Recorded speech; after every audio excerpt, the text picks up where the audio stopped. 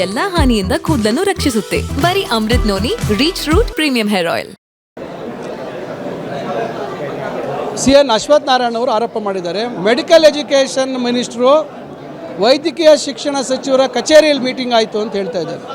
ಈಗ ನೀವು ಉನ್ನತ ಶಿಕ್ಷಣ ಸಚಿವರ ಕಚೇರಿ ಅಂತ ಹೇಳ್ತಾ ಇದ್ದೀರಾ. ಅದೇನೇನು ನಾಳೆ ಮುಖ್ಯಮಂತ್ರಿಗಳ ಕಚೇರಿ ಅಂತ ಹೇಳ್ತೀರಾ, ನಾಳೆ ಇನ್ನೊಬ್ಬರು ಕಚೇರಿ ಅಂತೀರ. ಅವ್ರಿಗೆ ಆ ಇಲಾಖೆಗೂ ನಮ್ಮ ಇಲಾಖೆಗೆ ಏನು ಸಂಬಂಧ? ಆ ಇಲಾಖೆ ಸಭೆ ನಮ್ಮ ಇಲಾಖೆ ನಮ್ಮ ಕಚೇರಿಯಲ್ಲಿ ಆಗಲಿಕ್ಕೆ ಏನು ಕಾರಣ ಇದೆ? ಅದಕ್ಕೂ ಇದಕ್ಕೂ ಏನು ಸಂಬಂಧ ಹೇಳಿ? ಯಾವುದಕ್ಕೂ ಸಂಬಂಧ ಇಲ್ಲ. ಇದು ಯಾರ್ಯಾರು ಅವರ ಊಹೆಗೆ ಅನುಕೂಲವಾಗಿ ಮಾತಾಡ್ತಾ ಇದ್ದಾರೆ.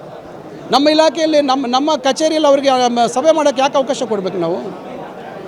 ಆ ರೀತಿಯಾಗಿ ಇದು ಯಾರು ಎಲ್ಲಿಂದ ಇದು ನೀವು ಪ್ರಶ್ನೆ ನಿಮಗೆ ಕೇಳ್ತಾ ಇದ್ದೀರೋ ನನಗೆ ಗೊತ್ತಿಲ್ಲ. ನಮ್ಮ ಇಲಾಖೆಗೂ ಆ ಇಲಾಖೆಗೂ ಸಂಬಂಧ ಇಲ್ಲ.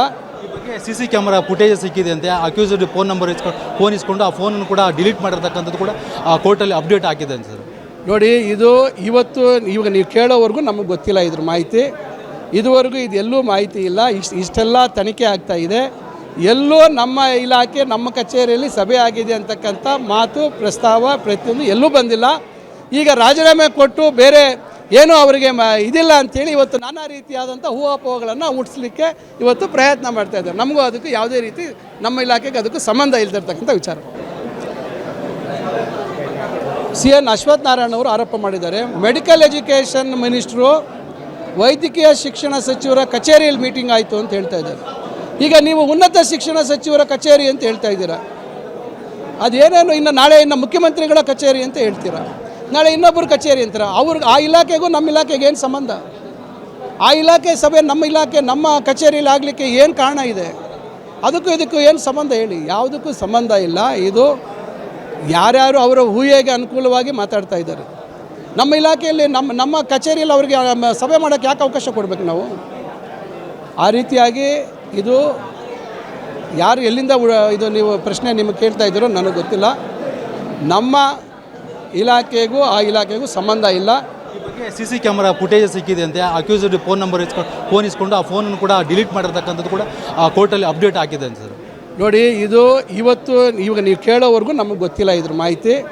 ಇದುವರೆಗೂ ಇದೆಲ್ಲೂ ಮಾಹಿತಿ ಇಲ್ಲ. ಇಷ್ಟೆಲ್ಲ ತನಿಖೆ ಆಗ್ತಾ ಇದೆ. ಎಲ್ಲೂ ನಮ್ಮ ಇಲಾಖೆ ನಮ್ಮ ಕಚೇರಿಯಲ್ಲಿ ಸಭೆ ಆಗಿದೆ ಅಂತಕ್ಕಂಥ ಮಾತು ಪ್ರಸ್ತಾವ ಪ್ರತಿಯೊಂದು ಎಲ್ಲೂ ಬಂದಿಲ್ಲ. ಈಗ ರಾಜೀನಾಮೆ ಕೊಟ್ಟು ಬೇರೆ ಏನೂ ಅವರಿಗೆ ಇದಿಲ್ಲ ಅಂಥೇಳಿ ಇವತ್ತು ನಾನಾ ರೀತಿಯಾದಂಥ ಊಹಾಪೋಹಗಳನ್ನು ಹುಟ್ಟಿಸ್ಲಿಕ್ಕೆ ಇವತ್ತು ಪ್ರಯತ್ನ ಮಾಡ್ತಾ ಇದ್ದಾರೆ. ನಮಗೂ ಅದಕ್ಕೂ ಯಾವುದೇ ರೀತಿ ನಮ್ಮ ಇಲಾಖೆಗೆ ಅದಕ್ಕೂ ಸಂಬಂಧ ಇಲ್ಲದಿರ್ತಕ್ಕಂಥ ವಿಚಾರ.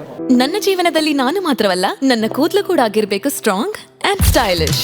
ಬರೀ Amrit noni reach root premium hair oil ನೊಂದಿಗೆ.